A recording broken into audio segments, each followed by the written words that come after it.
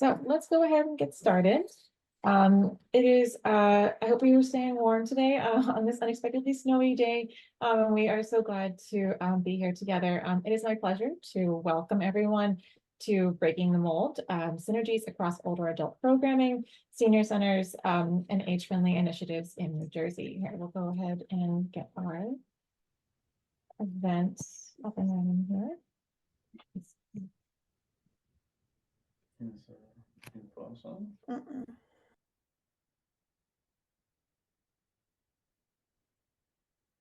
Okay. Emily, if you can give me a thumbs up that we're looking at the slides. Great, excellent, thank you. Yes, so welcome everyone. We are delighted for this crowd here today. Our team is passionate about the exciting potential that's happening at the intersection of older adult programming and senior centers and the age-friendly movement here in New Jersey. And we couldn't be more excited to share this passion with you as well. Today's event is co-hosted by the Hub for Aging Collaboration at the Rutgers School of Social Work, New Jersey Advocates for Aging Well, NJAAW, Silver Linings at Old Bridge, and the Henry, Marylin, and Taub Foundation. So my name is Natalie Pope, and I'm with the Hub for Aging Collaboration, and I'll be helping us keep on time today. So just to orient us for the flow of what the event looks like for this morning, we'll begin with a few opening remarks, as well as a poll to explore about who's all in the room here today. Then we'll move to a conversation kickoff, overviewing some of the key aspects of the content that we'll be addressing together. Then we'll move to a series of panel presentations where you'll hear from three different communities, illustrating different ways to imagine what a partnership between a senior center and an age-friendly initiative might look like.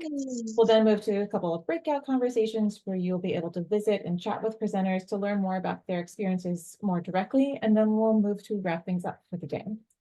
And so without further ado, I am delighted to introduce Julia Sternbos, Program Director of Aging in Place at the Henry, Marylin, Taub Foundation, for welcoming remarks. Julia, welcome. Hi, thank you. It's really great to be here and to see everyone. This is probably the first meeting with such a big majority of visitors and new people to our group, so we are really excited to see that. We did a tally before the meeting today to see which counties are being represented, and if we have this right, we have all of the counties in New Jersey except for 4 of them. We need to work on Gloucester, Sussex, Warren, and Monmouth to make sure next time we have a meeting they are also joining us. But welcome to all of you representing the other counties of New Jersey, and also a guest from Northampton, Easton, Pennsylvania. So we're really happy to have such a diverse group of interested people join us this morning, and to talk about a very exciting topic for all of us who've been working in the age-friendly community work for a number of years now. We have really valued our relationships with our senior centers in the towns that we've been working in. And that has been a very enriching experience for the partnerships that have developed around age-friendly communities. So we've been very excited to put this meeting together today and learn more from those who have been partnering in this way and have ideas about how we might be able to partner in new ways and break the mold. So very glad to be with you all today, and glad we could do this even though it's a snowy day and we can be on Zoom together. So thank you, Natalie. Thank you, Julia. We appreciate you getting us started from such a thoughtful place. Love to start there. And now Dorothy Sanders will, with the age-friendly strategist for NJAAW, will be leading us in learning a bit more about who is here in the room today. Dorothy.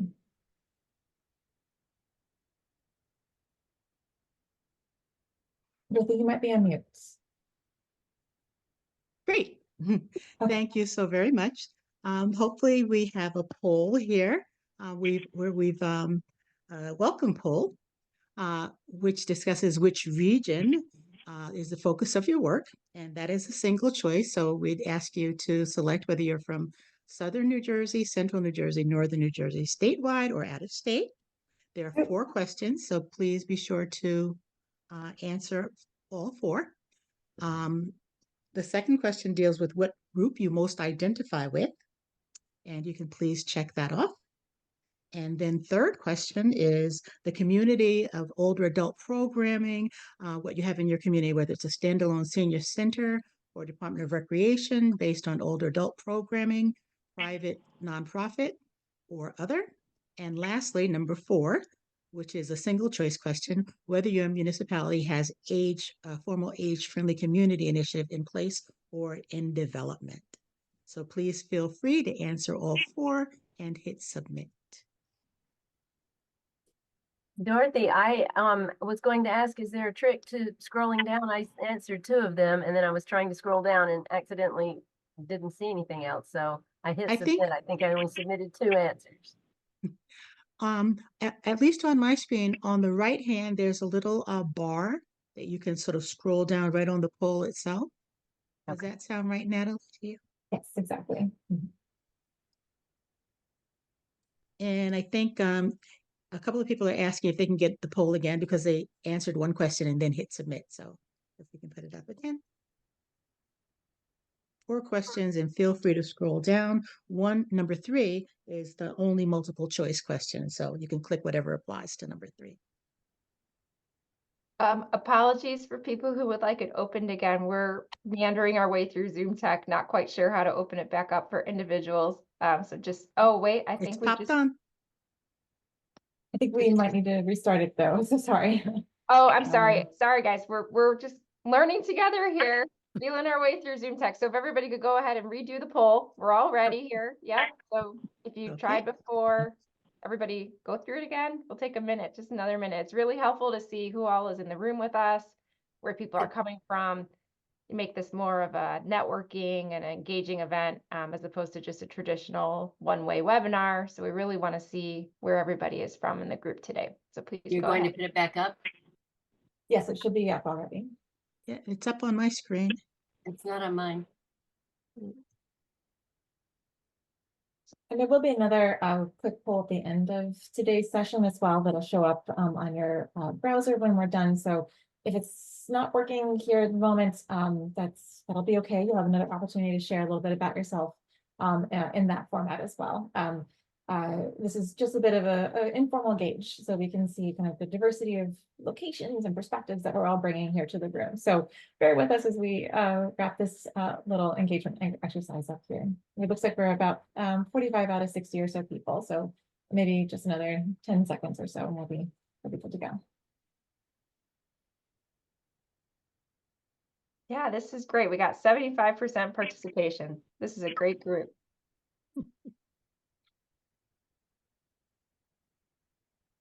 Okay, I'm gonna go ahead and end the poll. Though Dorothy, if you would like to chat through kind of what we're seeing here before we end the poll, I don't want to end the poll and make the results go away. So if you're able to talk about here before we end the poll, that would be helpful. Okay. Yeah. So at the poll, hopefully we're going to find a little bit more about the region that everybody is from. As Julia mentioned, this is a great opportunity for us to share and network. Okay. And the results have come through. For question number 1, most people are 58%, over half the people are from northern New Jersey. Secondly, we have central New Jersey at 20%. Southern New Jersey, 11%, and statewide, 9%, and 2% out of state. So we welcome each and every one of you. Everybody has another perspective on breaking the mold and how we can do this successfully together. Question number 2, the group that you identify most with, most people, 1/3, 33% are older adult programming specialists. 22% are age-friendly community initiative leaders. Department of Rec staff is 9%, so it's great to have those people on board too. And 37% are other. So we're going to have to next time have about 5 or 6 different answers to question number 2. So if you tell us where you are from, or what group you most identify with, somewhere in the chat, that will be helpful also for future polling. Question number 3, which of the following do you have in your community, which is a multiple choice? It's great that over 50, which is 58%, have standalone senior centers. 40% have Department of Recreation based on older adult programming. 30% private nonprofit that offers adult programming, and 16% other. Curious to find out what that 16% other is, so feel free to chat. And then the last question, does your municipality have a formal age-friendly community initiative in place? Oh, great. 60% say yes, so that's wonderful, whether they're in existence or in place or development. That's wonderful. No, 23%, but we're breaking the mold and we're going to work on that. And not sure, 16%. So thank you all for your input. This is really helpful. Great. Thank you. Thank you, Dorothy. It's so helpful to get a sense of who all is here in the little Zoom boxes with us this morning. So thank you for taking us through that one. So we will now move on to our next section. Sorry, okay. So our next part of the event today will be going to the conversation kickoff, which will be led by Anahita Feltz of Silver Linings at Old Bridge, Kathy Rowe at NJAAW, Emily Greenfield at Rutgers for Aging Collaboration. And Anna, you are welcome to get us started. Thank you, Natalie. Welcome, everybody. It's great to see so many of you on this dreary day. I was excited to partner up with Rutgers and NJAAW to present this presentation to you all, this little webinar, because I think it's an important conversation to have. When we were developing this webinar, one of the first things that came up is, well, who is going to be invited to this? Is it just people who have senior centers? And from that stemmed the conversation, well, how do you define a senior center? Is it a building? Is it a place? Is it a program? And we've come to realize, at least personally I have, that a senior center can be whatever you want it to be. Senior centers come in all different shapes and sizes. You can have a senior center as a standalone. As you saw through our poll, we had 58% who are from a senior center that's a standalone building. And then we do have senior centers who fall under, then we do have professionals who work for senior programming under a Parks and Recreation department. You also have a combination like mine, just so to give you a little bit of background. I am the business administrator for the Township of Old Bridge, but before I recently became the business administrator, I was the senior center manager for Silver Linings at Old Bridge for the last 5 years. I've been in the aging field now for almost 10 years and have completely fallen in love with it. And even though I'm the business administrator, doesn't mean that I'm going away from it. But if anything, I think it brings more attention to it because I'll make sure that everybody here in the administration knows about the senior centers. But we actually fall under the model of a recreation department. We are a standalone senior center, but we fall under the Parks and Recreation and Social Services Department. Our goal is to provide recreation, socialization, and social services to our residents at large here in Old Bridge. One of the things that I've come across, I was doing a lot of work with the National Council on Aging and the National Institute of Senior Centers. And one of the things that I noticed is that New Jersey lacks a senior center association. Years and years ago, there used to be one, but it never kind of really picked up steam, if you would. And during the pandemic, I was realizing that there was no guidelines and guidance coming down from the state on how to safely operate and what there were guidelines for daycare centers, adult daycares, there were guidelines for nursing homes and things like that, but there was nothing for senior centers. So I kind of took it upon myself to develop those guidelines and shared them within my network, whether it was in my county, I'm in Middlesex County, or throughout the entire state with other directors. And I was able to do that through the Parks and Recreation Association of New Jersey, NJRPA. They have a very strong active adult committee that allows anyone who offers senior programming in any kind of way, whether it's through a senior center or through a rec program, to participate. And they've kind of been my springboard to get the word out to everybody. So I don't want to take too much time because we know I have a few other speakers with me, but my biggest reason for being here today is I would love to encourage all of you to join us in our efforts to develop a state association. I will talk more about that. I want to be a source for all of you. I am still very much active with the National Council on Aging, and I am active with the Parks and Recreation Association. And as I said, while my focus now is being the business administrator in Old Bridge, this is my passion, so I will continue doing that work. Thank you. Great, thank you, Anna. And Kathy, we'll turn it over to you. Let me get your slide. Thank you. So I thought, as Anna said, no, senior centers come in all shapes and sizes. So do age-friendly initiatives. So I'm going to talk a little bit about the evolution of age-friendly work in New Jersey. Just go on to the next slide. So in the beginning, and I was really excited to realize that we are already a decade in. For 10 years, we've had age-friendly efforts and initiatives in New Jersey. I started with Princeton, joining the ARP network of age-friendly communities in 2014. Montclair followed them the next year. And New Jersey Future, which a lot of you may know through their works with your municipalities, developed a report called Creating Great Places to Age in New Jersey in 2014. And they've been working with that and they've updated it several times. And if you go to their website, it's a really great resource. Next slide. So then came phase 2, where private philanthropists funded some new initiatives starting in 2016. And this was the I'm tongue-tied today, the Henry and Marylin Taub Foundation funding projects in Bergen County. And then the Grata Fund for Older Adults focused on Essex and Union counties.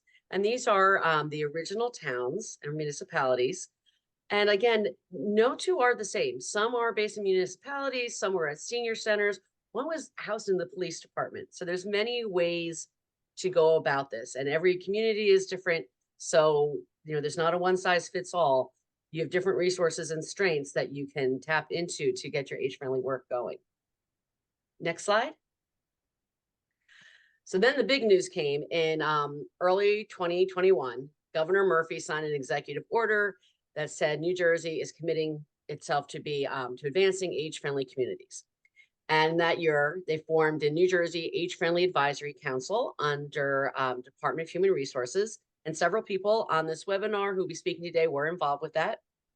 And right now, we are waiting for them to make an announcement about the age-friendly grant program they're going to do and the age-friendly blueprint that they are working on. So coming soon, and we will get information on that out to you as soon as we hear more. Next slide. So another very exciting thing in this movement is there are now 3 counties that have dedicated themselves to becoming age-friendly. Somerset, then Bergen, and most recently Ocean. And when you look at this map, I mean, these counties really could not be more different. Bergen is, the most densely populated county. There's over 1 million people in Bergen, suburb of New York City.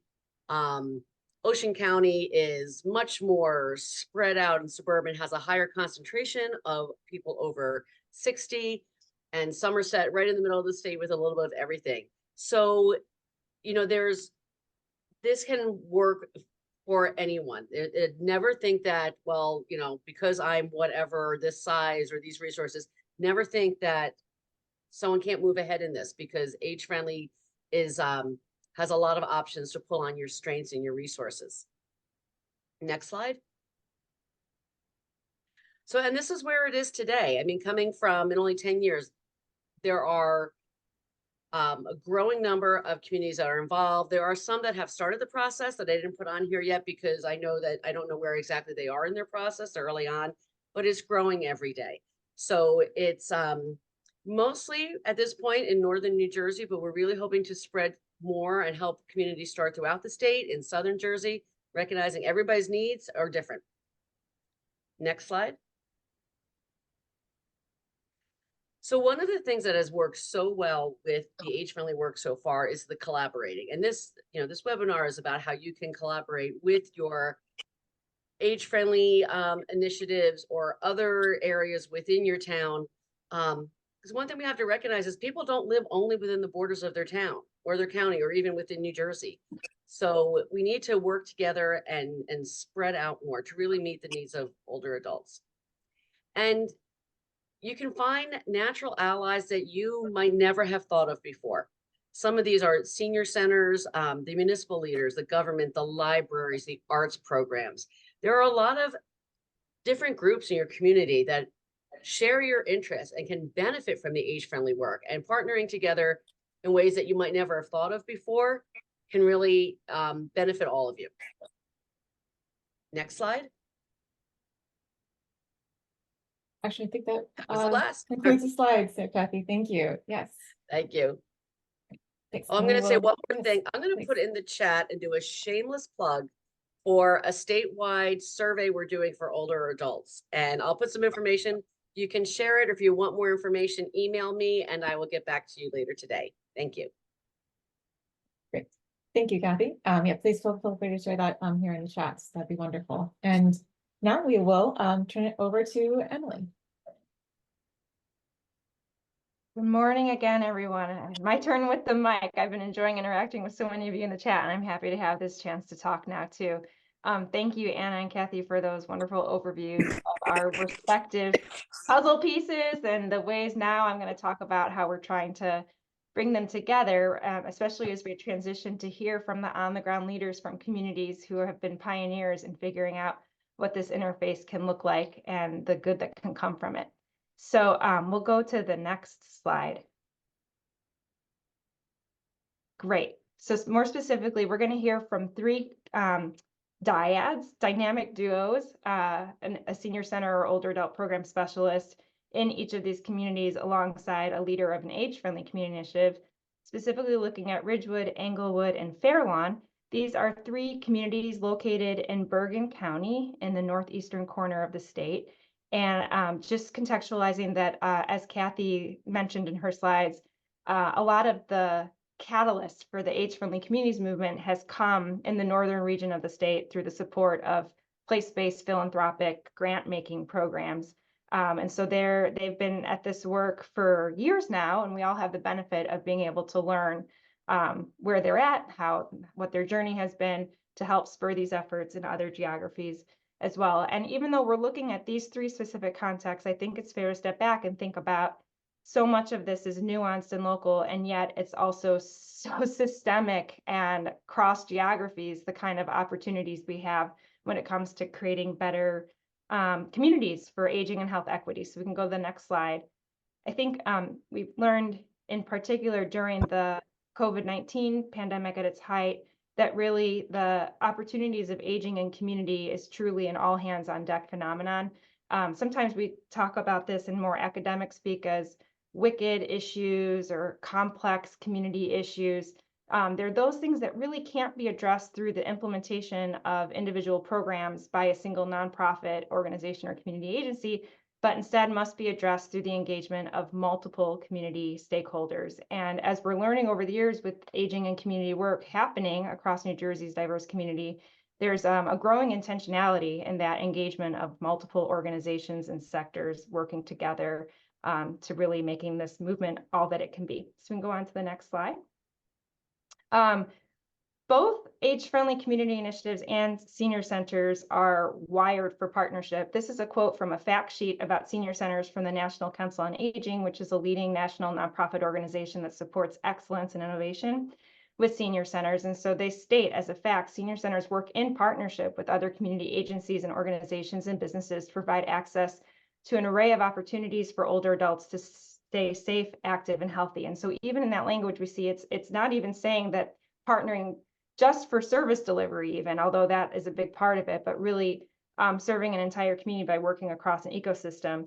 And on the left-hand side of the slide, you can see through our research with the age-friendly community initiatives that have been underway since 2016, really trying to chart the network, the partnership network that we have. And this is an example of a diagram of the partnership network for one age-friendly community initiative. And you see the two red dots there show the age-friendly community initiative core team itself, as well as the local senior center. And you can see that both of them are not only connected with each other, but they're also part of these web of other relationships. And so we've been really interested in understanding better what these ties can mean.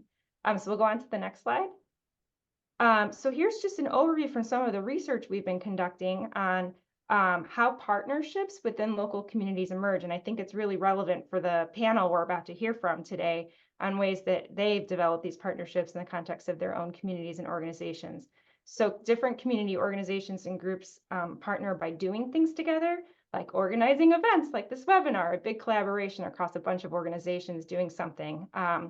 Collaborating on projects like applying for grants.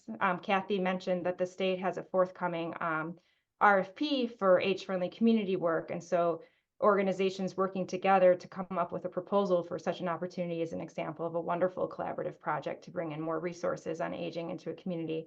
Even just coming to meetings and something as benign as finding each other in the chat or being in the same breakout room is another way that we build relationships and do something together meaningful in our work. Also sharing resources, linking each other to key resources or assets, sharing information with each other or cross-promoting each other's events, and then also sharing people and other kinds of space, tangible resources, financial capital. These are all ways that those ties and communities can be stronger for the sake of the broader issue of aging and community. So next slide. So this is really that space, that Venn diagram in the middle space, this interface between senior centers or older adult programs and age-friendly community initiatives. As we listen to our speakers, really thinking about how do these partnerships emerge in actual practice and for what gains. And we can think about the gains that they bring not only to each of the organizations involved, but also to the broader communities and also to the individuals who are part of these relationships. I don't know about you all, but through our collaborative work, me as an individual, we can just experience the excitement, the growth, the innovation, the wonderful opportunity of doing work together and how that can be transformative for the people doing the work as well. So next slide. So here is what's up with our panel presenters. So first up, we'll have Ridgewood, Deanna and Beth, and followed by Englewood with Tashira and Janet.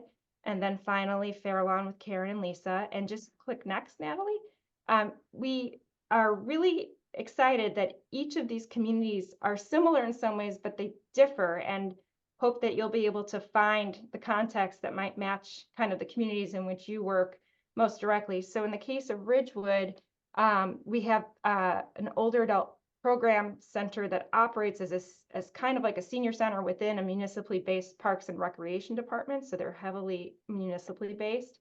In Englewood, the Bergen Family Center is the older adult program partner, and it's a private nonprofit organization operating outside of the municipal administration.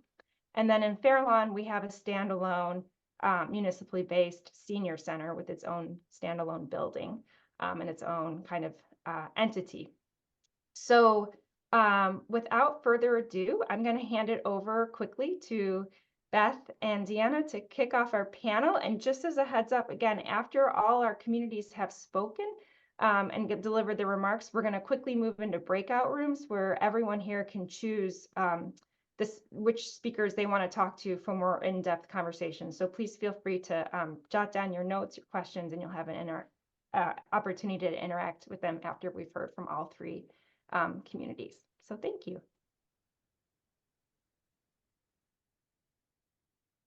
Oh, no, you want me to start, Beth, or you want to start? Yes, you start. Okay, so I am Deanna Shavlik. I am the Recreation Program Coordinator for the Ridgewood Parks and Recreation Department in Ridgewood. We are not a standalone senior center. We are actually have some space in our municipal building, which we call Village Hall, and that is located in the center of town. And we have two spaces there that we are able to occupy for programming and events and things that we put on for our recreation department for our older adults, as well as all ages within our community. So most of our mornings are for our seniors, and they run usually from around 9 a.m. till, I would say, about 2 o'clock. And then in the afternoon, once school has ended, we do have programming for our kindergarten through 8th grade students. So it is definitely a community center with a adult population really earlier in the day. So we don't have what they call the senior citizen advisory board. We do have a community center advisory board, which was actually, I think, brought about back in 2006. Through a resolution with the village. And it was when the community center was getting its start way back, long before I was there. I came on in 2014. So back in 2006, it was actually called the Sports Advisory Board. And then it eventually changed over to Community Center. So within that, there were certain positions that needed to be filled 2 were for senior citizens. The others are for the Board of Education, adults with children. So we gotta, we can get some information from all the different parts of the community to make sure that we are hitting, programs for all ages. So 2 of our seniors that are on there, they have it's a limited time. So sometimes we do have to ask for others to come in. We do that through a process where they would fill out a form, a leadership form. Then they would have an interview with the council because it is a council-based committee. And right now we have our mayor who is our liaison for the recreation department on that particular board. So we do make sure that the needs of the seniors are being fulfilled by those concerns that those senior citizens bring to us. We also actually have the Ridgewood Senior Bus. I wanted to make sure that I touched on that because there are towns that have a bus every single day of the week. We are limited a little bit on that schedule, so we try to base our programs within the days that we have the bus available. So that's why we are mainly doing our programming in the morning because our bus is a 10 to 2 schedule. Beth, I'll hand it back over to you for the next piece of it. Okay, so I would say if there's one truth about these partnerships, they are exponentially more successful if you like and admire the people you are working with. And that is definitely true for us with Deanna at Parks and Recreation. So the Age-Friendly Initiative started as a subcommittee of the Community Center Advisory Board that Deanna was just describing. A group of us felt like the town was rightly focused on younger people in schools and sports, but we wanted to move a little more focus on the older adults. So we did a survey, focus group, created goals, and fortunately received grant funding from the Henry Marylin Taub Foundation and support from the Rutgers School of Social Work. So we advocate for the needs of the older adults in the community. We co-sponsor social events, and we've basically become a resource for older adults in our community. The benefits of this collaboration, in our view, are there's increased communication of events that older adults can be involved in and resources. We bring more people into the community center because of this communication. The grant funding has enriched the community center, the municipal programs. And I think the community center for us is a venue that is a great fit. Like when we were doing our focus groups, and that was the first place we went. Okay, I'll hand it back to Deanna to talk about some of our, I'm sorry, a couple more quick things. The village, being in the community center and working with Deanna, puts our information into the village, government pretty seamlessly. And we feel like older adults and their families have become more aware through this partnership of what's available in our community. Okay, back to you, Deanna. Thanks, Beth. So yeah, Age-Friendly Ridgewood, with their newsletter, we're able to send them our information, which they then put on their website, as well as sending out to their distribution list of email addresses. I have had so many children of seniors calling me and asking, how can I get my mom or dad into your programming? All these things are wonderful. So the partnership that we have with Age-Friendly Ridgewood has really increased our visibility to not only the seniors in town, but their children. So it is offering on both sides, many people to see what their parents can still be involved in. I mean, there's so much to do.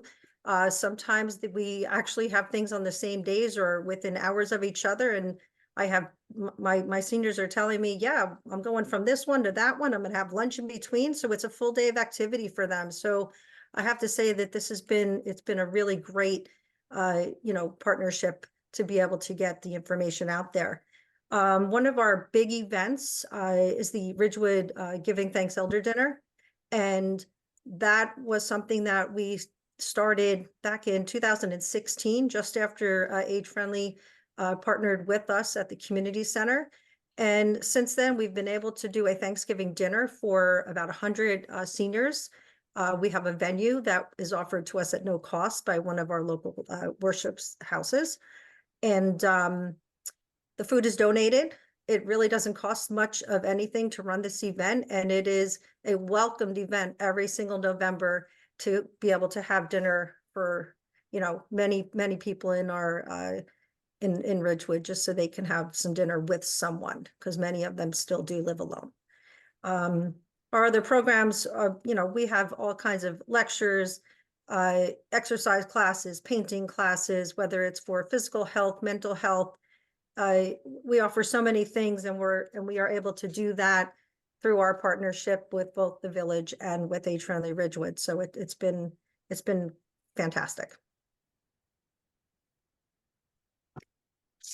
I know we're out of time, so I'll just mention two other quick things, and we're happy to talk to anybody in the breakout room. We did a great speaker event. It was a book author about living to 100, which had a great intergenerational people attending. And we did a sidewalk audit. We took over the function from our municipality to with all volunteer older adults, figuring out what sidewalks needed to be improved. So thank you for listening, and we're happy to talk to anybody later. Thank you.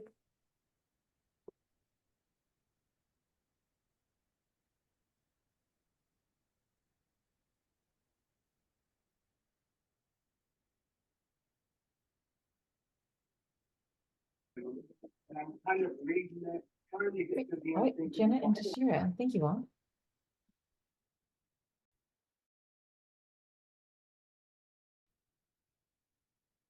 Hi, are we on now, Natalie? Yes, you're ready to go. Okay. Hi, Tashira, do you want to start out with a little bit about the Janet, Southeast? just a second. Natalie, it's showing the notes. I don't know if there's a different view of it. There you go. You got it. Okay. That's Age Friendly Englewood. It's a community-wide project that's working to ensure that residents of Englewood can age in place in their homes and in the community with dignity and independence. We seek to help the community become more livable for people of all ages, with particular attention to the rapidly growing number of older adults. And our community is a great place to grow up and grow old.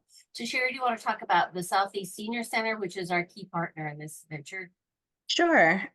So the Southeast Senior Center, which we often refer to as the Cecil program, it actually started in 1978 with 11 municipalities that were part of Bergen County Southeast region. And so what happened was they had a group of advisory people from these counties who wanted to focus on providing preventative and maintenance reparative healthcare programs for our older adults within the region. And so also through this program in 1992, they took over some of the administrative tasks and duties from the county and became a private not-for-profit organization. In August of 2019, the Cecil program then became a part of Bergen Family Center and became one of 4 senior programs that we have within the Bergen Family Center. And this is the most prominent program that we have that partners with Age Friendly Englewood for programming. And when Natalie, you can forward the slides pretty quickly here. Like the other communities, we started out in 2016 with responding to an RFP to the Henry and Marylin Taub Foundation. And then we, among other towns, were given a grant for planning, and then a $75,000 a year for 5 years, which is still being extended now because of the pandemic and some new programming that we're doing. Next slide, please. And then the process is exactly what Beth was talking about. We wanted to find out what people were interested in as they aged, what programs were already available, and what do they need. And then we came up with a work plan, and now we are still assessing what we're doing. Next slide, please. We wanted to start with community partners. And when I was just retiring as executive director of a nonprofit, so I was pretty involved in the community. And I knew that Englewood was a really vibrant and dynamic community with a great deal of diversity and a lot of wonderful organizations. And so I got to starting with them, and the Cecil program was the first one that I contacted.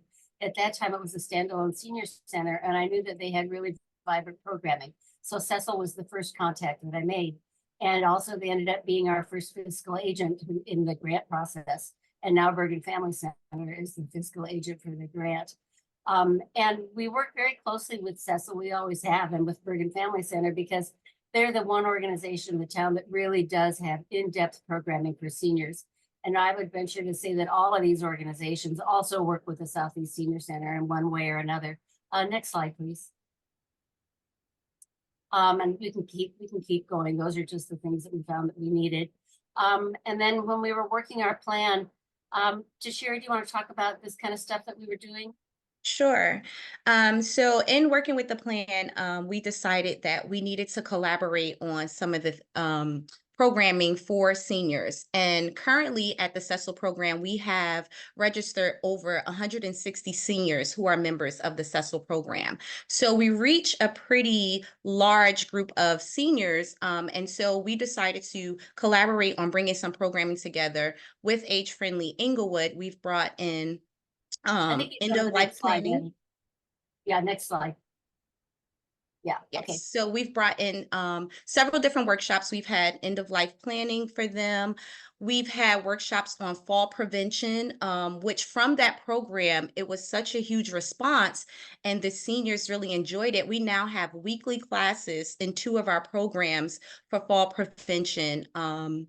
And balancing for seniors. And so they're learning ways to prevent falls, how to maintain balance, things for their physical health that are working. We also do financial planning with them. We've brought our seniors to the county to discuss transportation needs. We've started collaborating on a senior prom, which is a huge hit for the seniors in Bergen County. Age Friendly Inglewood is one of our biggest partners with that program. It's always in May, and the seniors love it. We've also had our first wellness fair at the Cecil program last October, where Age Friendly was one of the vendors for there. And again, with the end of life planning, it was also a huge turnout where a lot of seniors came and they learned the importance of planning for the next stages of life and to put things in order while they're still here. Also, we continue to have advisory council meetings where that was also taking place at the Cecil Center, where a lot of the members were a part of as well. Next slide. And one of the things that we are doing, I think you go to the next slide, Natalie. COVID changed everything, of course. And so we became, both Tashir and I and the leaders of Bergen Family Center became involved in a really robust community collaboration where we knew that we had to step in immediately to meet the needs, especially the seniors, because so many of them were isolated. They didn't have a way to get food. They were in financial distress. Information was a huge problem. So it was a big community collaboration. Next slide, please. Right. So, and this is where you see that we've had weekly meetings, and all these organizations come together, like Janet said, because we identified some of the most urgent needs of the community. And so we pulled our resources together. And so organizations kind of took different needs so that we all weren't trying to do the same things. We really brainstormed and really worked on our strengths and saw which organizations can meet the needs. And we had weekly meetings. So we have follow-up. We discussed what worked, what needs were still out there, how could we mitigate the challenges that the seniors were having, whether it was technology, whether it was food insecurity, whether it was supplies. One of the biggest things was when Hurricane Ida hit, we had to come together, and Age Friendly and Bergen Family Center was a huge part of the senior building 111 West in Inglewood, where we had to meet the needs of over 100 seniors who were displaced and move out of their housing and had to actually go into hotels. And so we worked closely together to make sure that they had clothing, that they had food, they had other resources that they needed to make sure all of their needs were met. Next slide. We did a lot with communication, just to make sure people knew what was going on in town. Age Friendly Inglewood put together the At Your Service directory, working very closely with all of the partners in town and in the county. We also have a website, and we also did the one that says Inglewood Residents. That's a postcard that we sent out during the pandemic to make sure that people knew what numbers they could call to get help. Next slide, please. And I think the thing that we've done best is working in the community collaboration. That's really the best thing that the Age Friendly Inglewood program, that any of the Age Friendly programs, as they were saying, it all depends on participating collaboratively with other organizations in town. And then the hosting and promoting community events that Cecil and Age Friendly Englewood have done so many of those. And it's just worked out really well for the community as a whole. Next slide. I think that's about it. I think Yeah, Mhm. that's about it. We're happy to talk with people in the, I'm sorry, Okay. this slide was one for a presentation that I did by myself. I didn't have to share on this one. I apologize. That's okay. Okay. Great. Okay, we'll be happy to talk in the breakout rooms. Thank you all. We appreciate those remarks. We will now transition over to Fairlawn.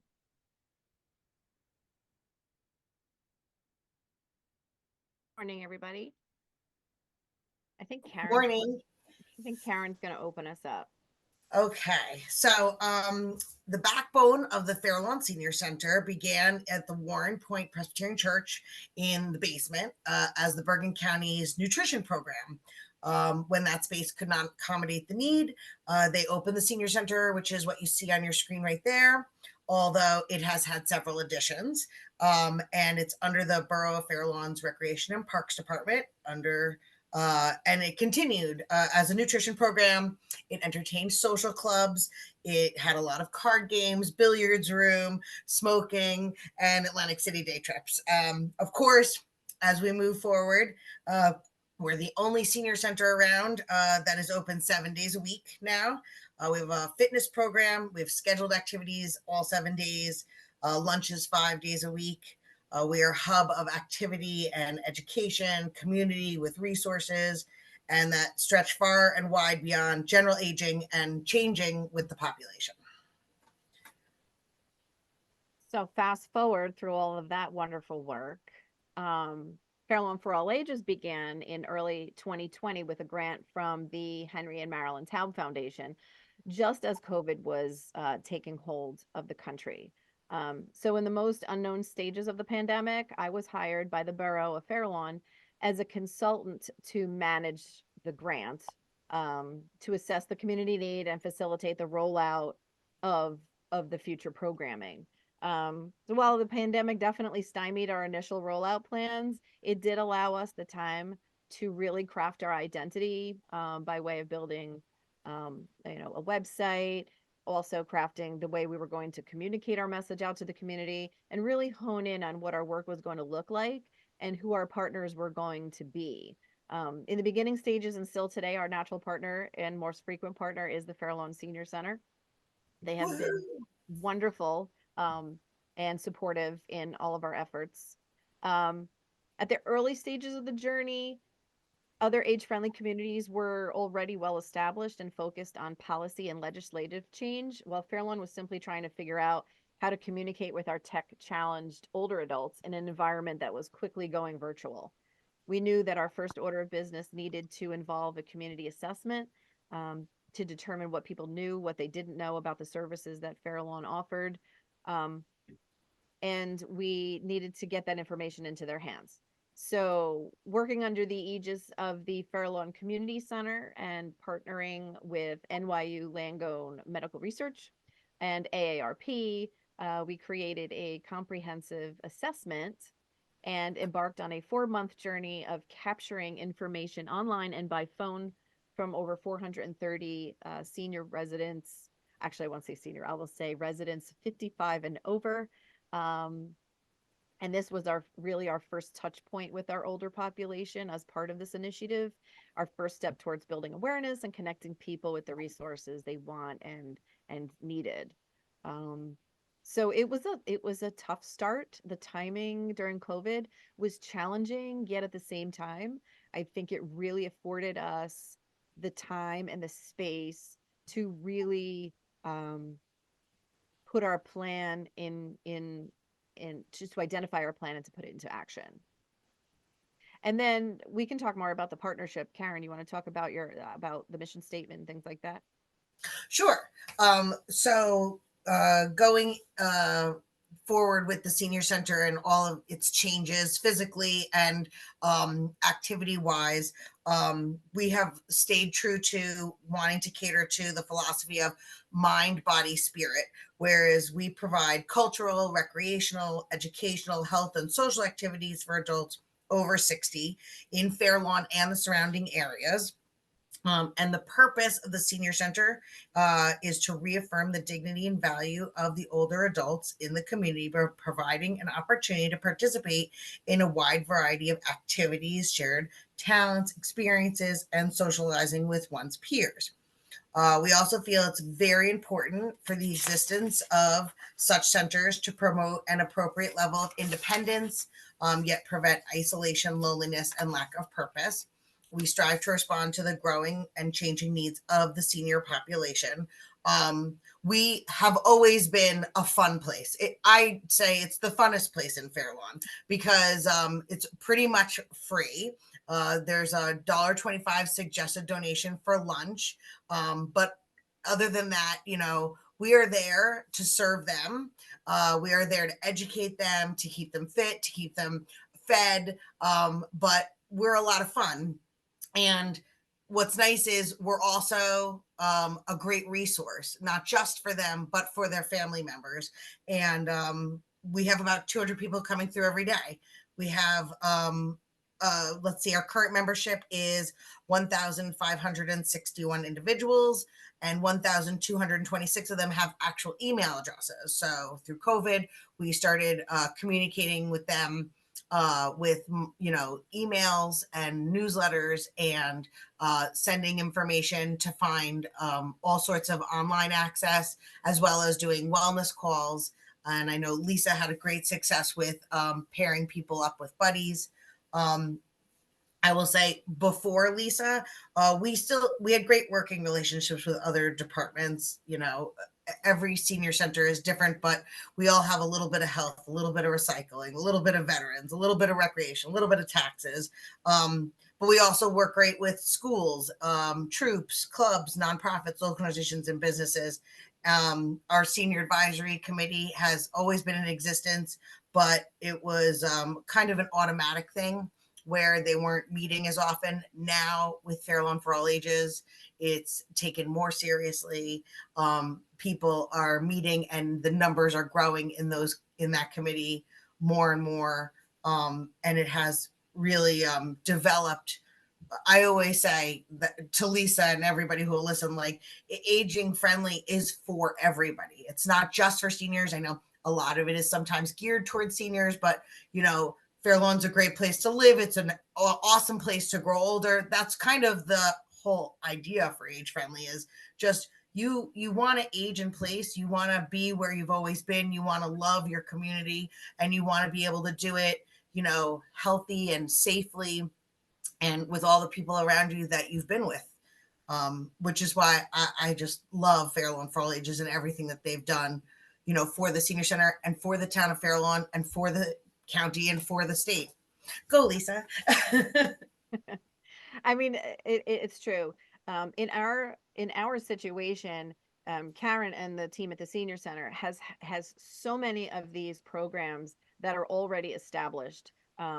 It's been easy for the Age Friendly Initiative to come in and not have to reinvent the wheel and just kind of enhance or increase either the visibility or the programming itself. I mean, the senior center welcomed Fair Lawn for All Ages with open arms. The concept of age friendly was new to all of us, and we learned as we went along how to complement each other's work. By determining what we both brought to the community and that it didn't need to be cookie cutter to the other age friendly communities, we were able to cater our work apart and together to meet the needs of everyone we serve.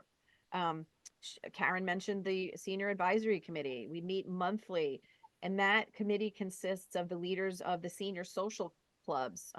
We have borough council representation at that meeting. The general public is at that meeting, and obviously Karen is there and I'm there to listen with an age-friendly perspective.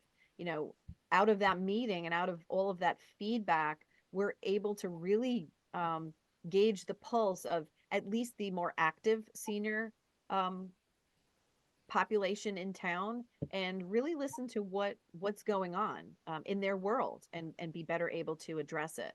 And through Karen and the senior center's robust email membership list, I mean, to have over 1,200 emails for seniors is a feat in itself and has been a huge help in allowing us to reach and share information about events and programming. We're able to host events in the space of the senior center. It's a place where everybody knows, they know how to get there. There's plenty of parking. It's welcoming. And Karen and her team have been able to really help us promote our work in the community. We also partner with a lot of other municipal departments, and we're grateful, that Fairlawn as a community really understands the importance of becoming age-friendly and supports our efforts 100% and provides us access to all of their resources in order to grow our initiative. We have an intergenerational program that grew out of specific community needs during COVID, and now it's a nationally recognized program of merit that enlists high school students to provide services like snow shoveling. I mean, I'm sure they'll be out there today, leaf raking, things like that. And we occasionally send those same students over to the senior center to help with programs that Karen runs. So anyway, it's been a wonderful partnership. A lot about age friendly is kind of learning as you go, and don't go into it thinking that your program is going to be like anybody else's, because it will not. But the needs of your community will bubble up to the surface, and you will be able to take that information and craft a program that serves your community specifically. So I look forward to talking to anybody in the breakouts. And Karen, final words, but thank you for your partnership. It's been a good ride so far, and I look forward to many more years of programming together. Yeah, I couldn't say it better, Lisa. The partnership between the two of us, and most partnerships I think we've learned about between senior centers and age friendly, it's mutually beneficial. There is no downside to becoming age friendly. Everybody loves it. People love the idea that their town has a walkability index, and realtors love it, and seniors love it, and kids love it, and parents love it. There's no downside. It's all good things, and it's all about communicating, working together for a common goal of living your best life. And I think that's what we all want, right? Right. We're all aging. We're all getting there. We're all getting there. Thank you all. We appreciate the remarks from our last group here, as well as all the other communities really getting our thoughts stirring today. As a quick reminder, I'm sure by this point in our lives we are good to go with how to join breakout rooms, but just as a quick refresher, we will be opening the breakout rooms in just a moment. There'll be one for each of the fantastic communities we just learned from, and you'll be able to go and select the room of your choosing.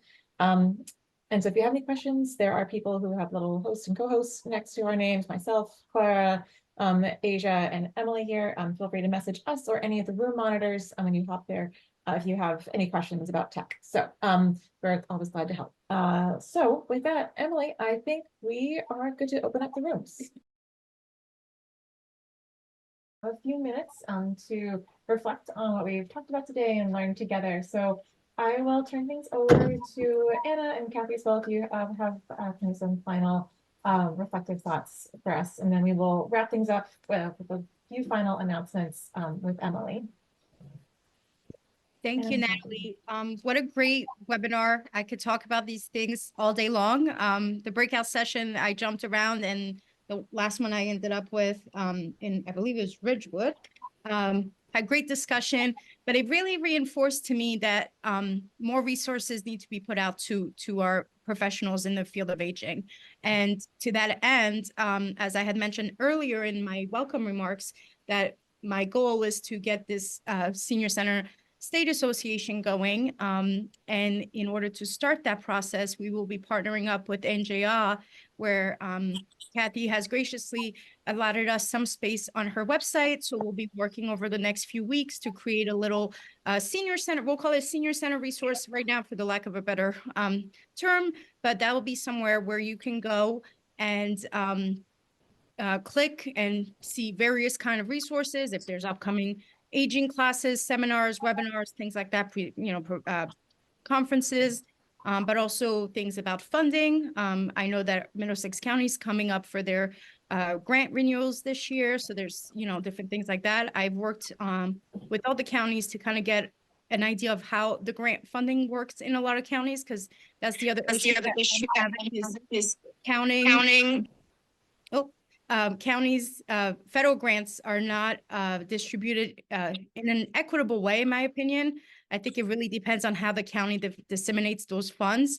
So that's something I would like to hopefully work on in the future, is to make that money more accessible to the people that are on the ground in the senior centers and the communities. So that's where we're heading to next. And I hope you guys will be on board with us. Emily will be sharing all of our contacts info if you don't have it. I'm sure that there'll be follow-ups coming out from this webinar on how to get to everything. But I put my information in the chat box, so feel free to reach out to me via email regarding any questions, anything that I can assist you with. As I mentioned, I've done presentations on programming, marketing, that I'd be happy to share any information, grants, funding, etc. So thank you, and I'll pass it over to Kathy. Yeah. Thank you. It was really nice seeing so many of you today, and I'm very I love seeing the interest and the range of interest. I'm going to focus on the one thing that I think Karen said, that there is no downside. There is no downside to bringing age-friendly perspective and focus into your work. It will help. It might seem intimidating. We'll give you some more work up front, but it will help grow what you're already doing. It will help reach people that don't consider seniors or won't go to a senior center. And it also helps you prepare for people who are, too young to attend or not coming to you yet. It helps you prepare for their needs so that you can be there and help them when they are ready to connect. And also, the most important thing about Age Friendly is to help them stay in the communities that they love. That's what we really all want. We want people to stay. We want them to age independently. We want them to be involved and connected. And that's what we can really do together. So thank you for your interest and your efforts in this. Yeah, I'm just going to chime in here and just really, really want to thank everyone who spoke. This was a collaborative effort in its own right, and everyone who was able to contribute their voice as a presenter, as well as in the breakout rooms, the great questions and conversation. It's a chorus, and we're all really grateful that you make the time to be here and to do this together. I just want to say, as you know, when we talk about kind of issues of funding and opportunities, this movement with age-friendly community and kind of these hyper-local organizations that do the older adult programming, like senior centers and other arrangements, it's really at this moment like pretty grassroots. And so we're trying to use the resources that we have to continue to grow together, and building an association for senior centers. It will probably take some time to do that in between everything else. So in the meantime, I just want to encourage the group, especially if you found this invigorating, insightful.